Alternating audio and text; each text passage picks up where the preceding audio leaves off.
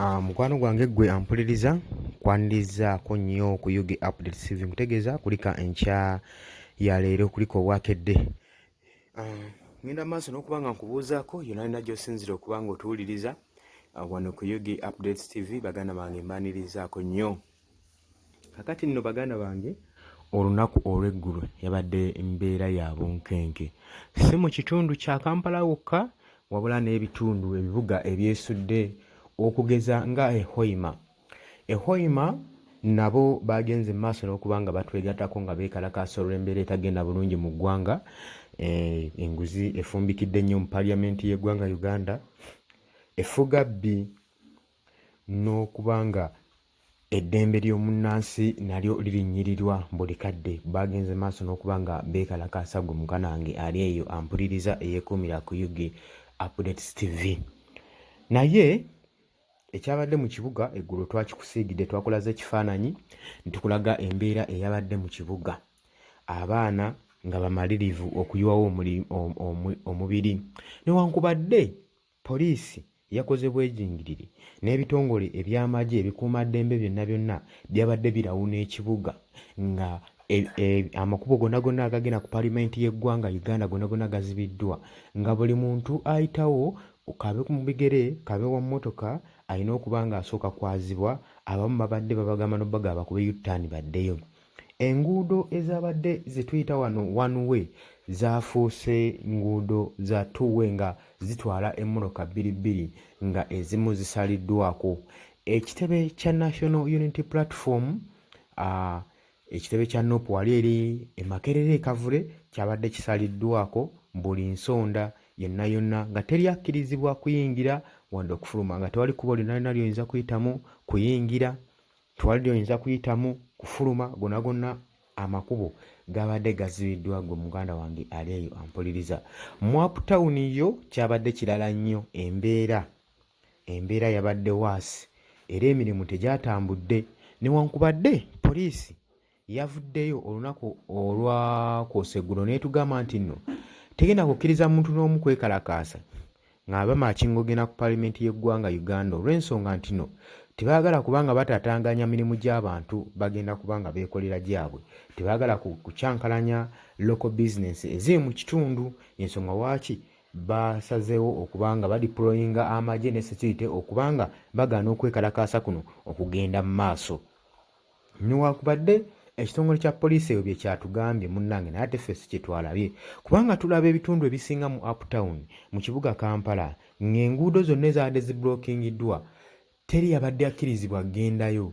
Kati abaayo bo baakoze batya? Kubanga bo babadde tebakkirizibwa wadde okuyingira ebizimbe byabwe. Kitegeeza olunaku olw'eggulo tebayingiza wadde 10, ng'ate omulimu gwa poliisi gwa security gwe yatugambye ensonga waaki eggunga egenda kubanga eyingiramu ekugumbe bonna bonna abeekalakaasa kutangira bizinesi z'abantu zigende mu maaso. Naye ate twalabye nga yo ekoze omulimu gw'amaanyi okubulookinga bizinesi z'abantu okutambula. Gwe mukwano gwange genda mu maaso.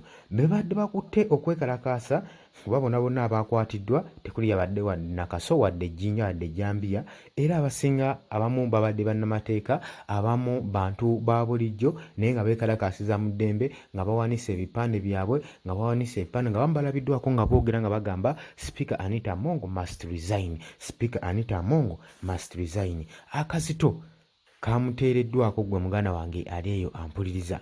Bwe lwe tuvaayo ne tuteekawo embeera eno weeti mu ggwanga, newankubadde nti nno tetugenda kubanga tusucceedingirawo nga tufuna success mu kintu kye tuba tukoze, naye at least nokkanga mu muntu nakyo kikola amakulu. Kuba kati abasajja mwabakanze tebaasigadde kyekimu, era wendi kati kyemmanyi Sipiika wa Paalamenti Anita Among ati gamubugumye waali tateredde. Abasajja babatadde ku pressure, ekino gye bayita pressure, okukangamu muntu eggwanga okwetereeza. Naye bwe tunaddawo okwetuulako ne tulinda embeera ekyuke, embeera ekolebwe, tulinde akalulu batubbe, ekyo tekijja kukola.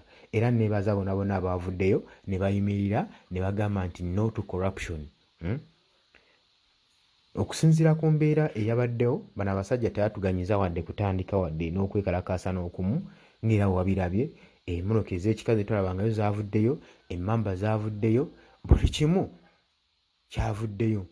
walabye nga ekitebe kya National Unity Platform bakifudde balakisi y'amagye ng'abasajja basazeeko buli wamu buli nsonda gwe mukwano gwange ali eyo ampuliriza.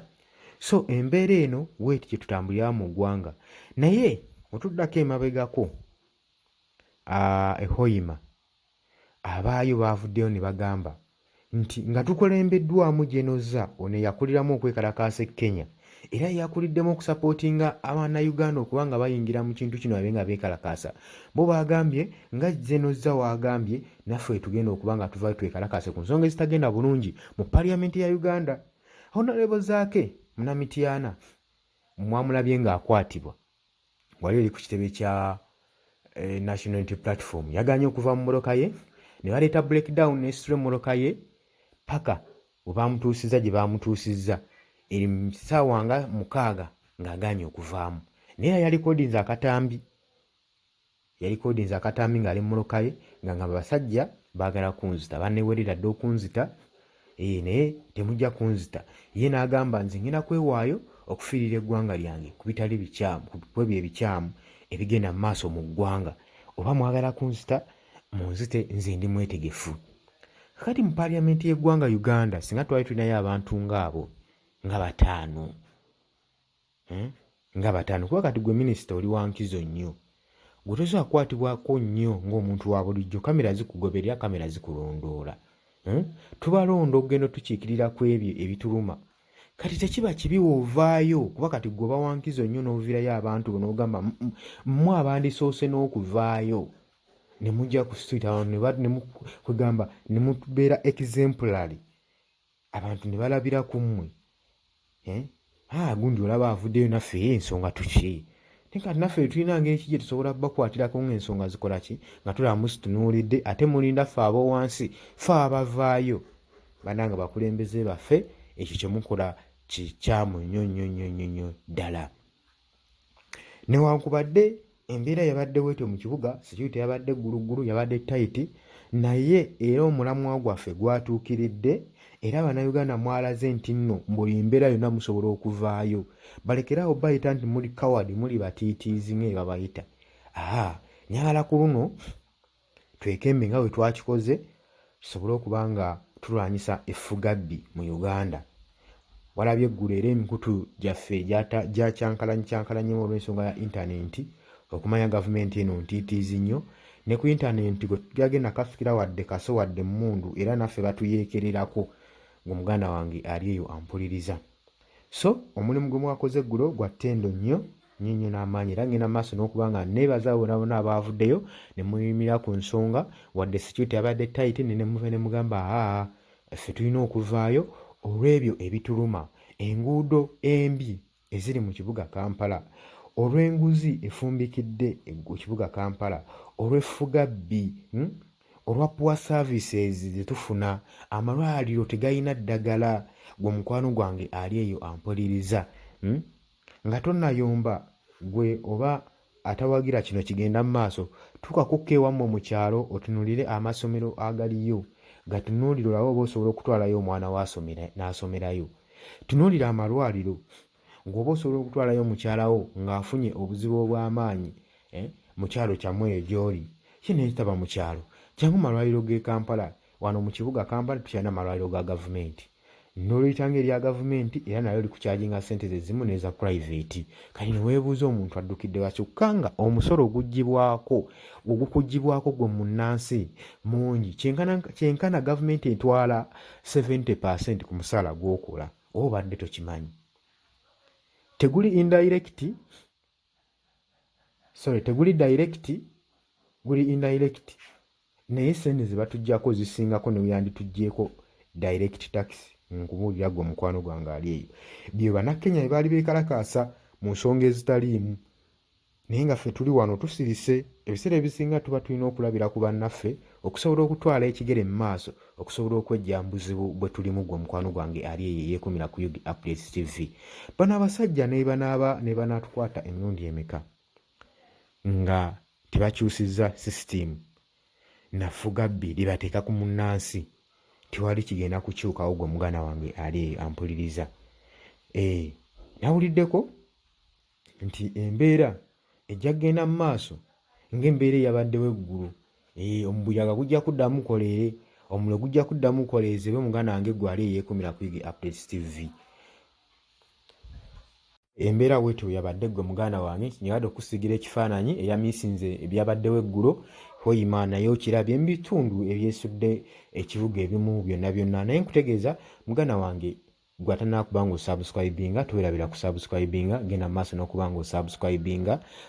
Nkusaba ojja kkiririrako ne wansi wali ekigambo subscribe ojja kulabawo akadi nako kakoonemu naga akajja kuyambako kuleetera notification message nti waliwo information ezze.